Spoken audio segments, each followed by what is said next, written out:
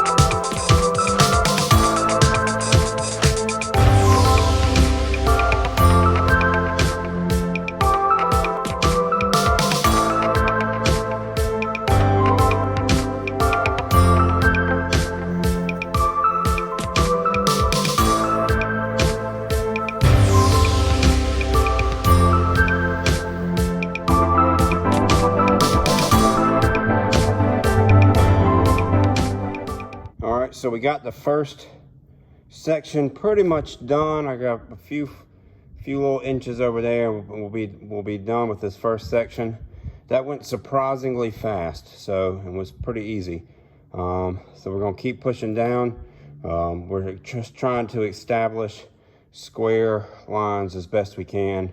I realize that cut across there got a little wavy on me, but no big deal. We'll deal with that momentarily. I might actually cut a new line across there so I can hit that stud right there. So in an earlier video, I think it was day 2, we were talking about these white lines that are on the floor, and I said that they all correspond with studs below them. That is not true. I have looked at these, trying to figure out what they are. The first ones some of them do correspond with studs below them, but I think it's just circumstance, just a coincidence, because these that I'm cutting on now definitely do not correspond with lines. And if you look at those, they're like on the in-between. And as you can see, we're kind of cutting in, going across. Over here, we're going to come up high and go across, and we are just trying as best as we can to try to save the savable. So this floor here is good. I'm not going to just cut a straight line across there and lose all that good floor. I cut a straight line across there, and that's 2 sheets of OSB I got to put in there for the subfloor. That's 35 bucks right there. Well, more than that actually. A little up, but $36. So we just saved 36 bucks doing that. We do that all the way down, and guess what? We save a couple $100 in OSB just trying to save the savable. We're not really going to take us any more time, and we're able to hold on to some of as much of the original as possible.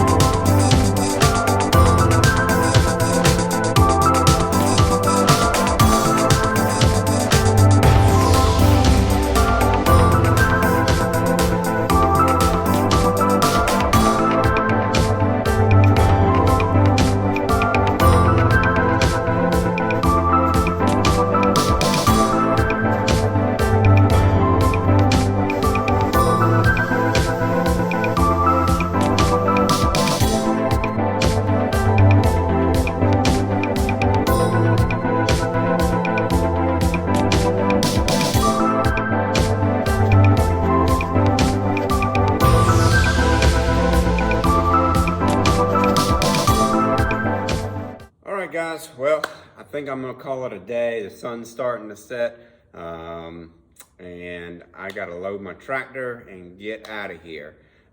We had a good day though. We got probably half, maybe just slightly under half of the floor demo finished up today. So it went a lot faster than I expected. So I'll flip you guys around and let y'all see what got done. All right, guys. So here is the end part. We were able to save all this strip. This down here next to this old chimney is actually going to have to come out right here where it's rotted. I didn't get that, but I will come back and get that. And then looking down, you can see that part there that's still on the back here that's not cut. It's just kind of hanging there. I'm gonna have to get that with the scaffolding from the bottom. There's just not a good safe way to get over there and pull that off. But you can see we got some pretty square lines. We will have to straighten those lines up a bit and get them lined up with the floor joist so that they'll be supported there. And then there was some, obviously floor joists that are going to have to be totally pulled out and replaced. The ones that are broken and rotted real bad. Although most of these are really looking pretty okay. I can splice on. I don't know if y'all are familiar with that method. It's a method I've used it a lot in our house. And you see it a lot in old buildings where you just splice on a fresh new board onto a board that's got some rot in it, but most of the board is still okay. Like for instance, you'll see those boards there where the top of them are kind of rotted out, but most of that floor joist is still good. So I can just splice in a new board right up next to it, and it'll fill that little space in and give me something to attach the floor to and be all good, and that's quick. So anyways, left to go, we got this little spot here to pull out, and then down here we got this section here. This is all going to have to come out here, and then this big section down here that's already started to collapse in. And this actually going to have to be removed out all the way up to here. This wood, I've kind of tried to test it, walking on it gently, and it feels like it's going to give under my weight, and I don't really weigh that much, so it's got to come out. Anyways, so there we go. Pretty good, not too bad. So we'll hopefully get the rest of that floor out on Friday. I'm probably not going to be here tomorrow, but we'll be back Friday, and then we'll hopefully get the rest of that floor out on Friday and start replacing that floor next week.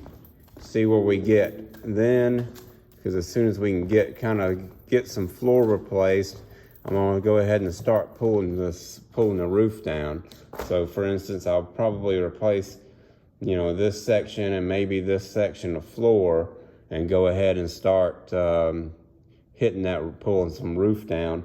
That way I got some holes to throw all that junk that comes down from those roofs through, and get it down there, and I don't have to carry it around the long way. And we got a bunch of junk down there that's got to get picked up and put in a dumpster. They came and got my full dumpster, and so I got to order another empty dumpster for next week. So anyways, that's the plan, and I'm sticking to it, and I'll see you guys next time. Thanks so much.